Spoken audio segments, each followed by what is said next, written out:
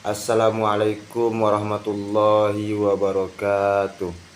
Alhamdulillahirabbil alamin wassalatu wassalamu ala asyrafil anbiya'i wal mursalin wa ala alihi wa ashabihi rasulillahi ajmain, amma ba'du. Alhamdulillah bertemu kembali di pemaparan materi pada video selanjutnya, yaitu saya ingin membahas sedikit tentang materi daripada makalah kelompok 5, yaitu membahas tentang tafsir yang dikarang oleh As-Sa'di, yaitu tafsir Taisir Al-Karim Al-Rahman.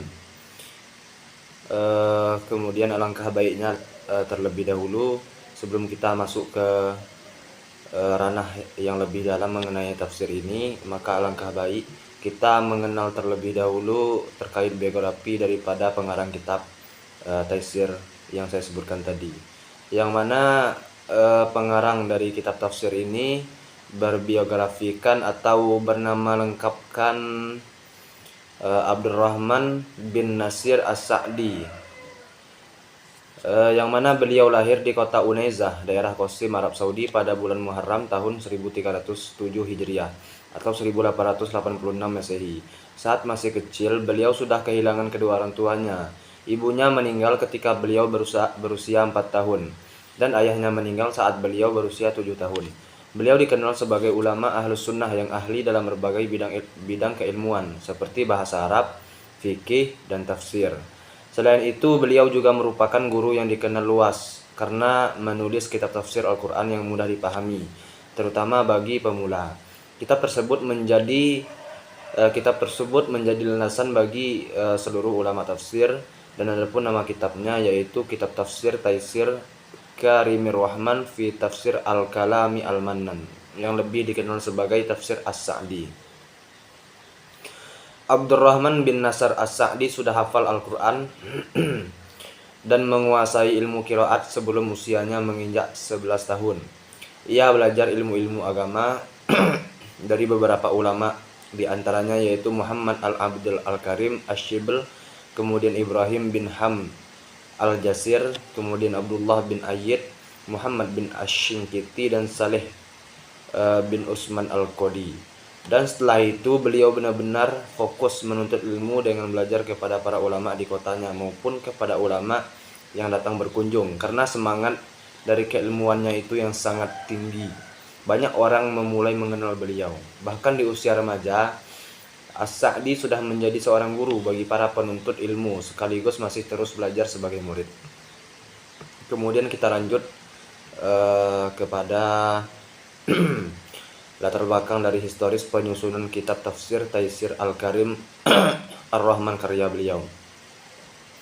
Kitab tafsir karya beliau yang saya maksud yaitu Syekh As-Sa'di, memiliki judul lengkap yaitu Taisir Al-Karim Ar-Rahman fi Tafsir Al-Kalam Al-Mannan, namun lebih dikenal dengan Tafsir As-Sa'di sesuai dengan nama penulisnya, Abdurrahman bin Nasir As-Sa'di. Ciri khas tafsir ini terletak pada penggunaan bahasa yang sederhana, penjelasan yang runtut, kemudian isi yang ringkas namun padat, serta tidak mengandung kisah-kisah Israiliyat.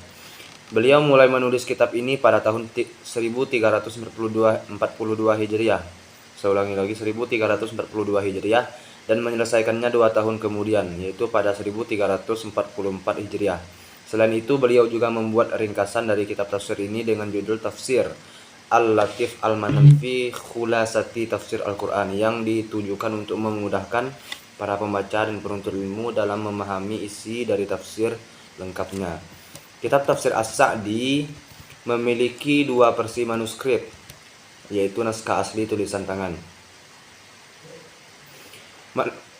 Manuskrip pertama adalah naskah yang dikirim langsung oleh Syekh Abdurrahman bin Nasir As-Sa'di kepada penerbit sebagai bahan utama dalam proses penerbitan tafsir ini.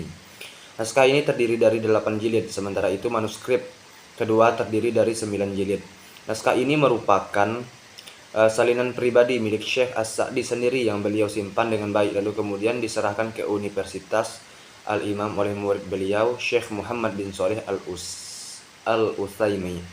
Al-Utsaimin. Naskah kedua ini sebagian besar ditulis tangan oleh Syekh As-Sa'di, kecuali jilid ke-6 yang ditulis oleh Muhammad bin Mansur bin Ibrahim bin Zamil. Itu pengetahuan untuk kita ketahui. Kemudian ciri khas serta metode dan corak penafsiran kitab tafsir klasik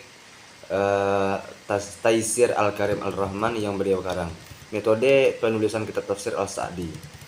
Sudah menjadi kebiasaan di kalangan ulama tafsir untuk membagi metode tafsir menjadi beberapa jenis, yaitu tafsir tahlili, maudu'i, muqarrin, dan ijmali. Setiap metode ini mempunyai ciri khas yang berbeda satu sama lain. Namun dari semua metode tersebut tidak ada yang bisa disebut paling terbaik karena masing-masing memiliki keunikan, kelebihan, dan kekurangan. Pilihan metode yang dipakai biasanya tergantung pada kebutuhan dan kemampuan orang yang menafsirkan Al-Quran. Kemudian kita masuk ke dalam jenis penafsiran kitab tafsir Al-Sa'di. Tafsir berdasarkan sumbernya seperti yang sudah dijelaskan di bab 2 dibagi menjadi 3 jenis pendekatan, yaitu al-ma'sur berdasarkan riwayat, kemudian al-ra'yi menggunakan logika dan penalaran, kemudian al-isyari menggunakan isyarat atau intuisi spiritual. Melihat cara Al-Sa'di menafsirkan ayat-ayat Al-Quran, bisa disimpulkan bahwa kitab tafsir Al-Sa'di menggunakan 2 sumber utama, yaitu al-ma'sur dan al-ra'yi atau al-ma'kul. Artinya dia sering mengutip ayat atau hadis yang berkaitan dengan ayat yang sedang dibahas untuk membantu pemahaman, tapi tidak terlalu panjang. Selain itu dia juga tetap memakai logika dan penalaran dalam tafsirnya. Dalam pendekatan al-ma'sur, As-Sa'di juga sering mengutip ayat-ayat Al-Quran saat menafsirkan suatu ayat. Kemudian corak dari penafsiran dalam kitab tafsir Al-Sa'di. Model penafsiran yang dilihat dari gaya atau coraknya dikenal dengan istilah alwan al-tafsir atau juga disebut al-ittijah al-fikri, yaitu pola pikir yang digunakan untuk membahas suatu masalah. Pola pikir ini disebut juga pendekatan, dan pendekatan itu bisa berbeda-beda tergantung pada bidang keahlian atau latar belakang mufassirnya. Setiap kitab tafsir punya gaya tersendiri sesuai dengan keahlian penulisnya, dan hal ini bisa dilihat dari aspek yang paling dominan. Dengan kata lain, corak utama sebuah kitab tafsir ditentukan berdasarkan seberapa sering pendekatan tertentu digunakan. Kemudian kaitannya dengan kitab tafsir Al-Sa'di, melihat bahwa kitab ini memiliki corak al-adab wa al-ijtimai.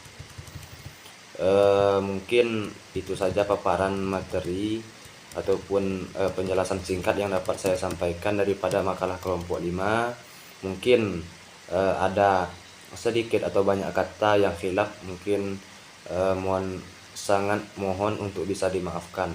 Wabillahi taufiq wal hidayah. Wassalamualaikum warahmatullahi wabarakatuh.